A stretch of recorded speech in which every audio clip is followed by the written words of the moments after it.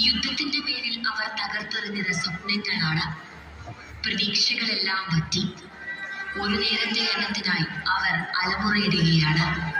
കരയാനായി ഒരൊറ്റ കണ്ണീർ പോലും ഇനി ബാക്കിയില്ല. കൊടും പട്ടിണിയാണ്. പിഞ്ചു കുഞ്ഞുങ്ങളടക്കം ഓരോരുത്തരും കുഴഞ്ഞു വീഴുകയാണ്. എങ്ങും കൂട്ടപ്പട്ടിണിയാണ്.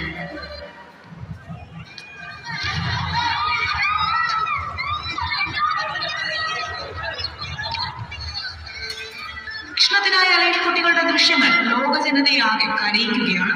ഇസ്ലാം അൽ മസ്രി ഷെയർ ചെയ്ത ദൃശ്യങ്ങളിൽ കയ്യിൽ പാത്രങ്ങളുമായി ഭക്ഷണം കിട്ടാനായി കാത്തുനിൽക്കുന്ന നിരവധി കുട്ടികളെയാണ് കാണാനാവുന്നത്. UN പുറത്തുവിട്ട കണക്കനുസരിച്ച് കഴിഞ്ഞ കുറച്ച് ആഴ്ചകളിൽ ഭക്ഷണം ലഭിക്കാനുള്ള ശ്രമത്തിനിടെ 875 പേരാണ് കൊല്ലപ്പെട്ടത്.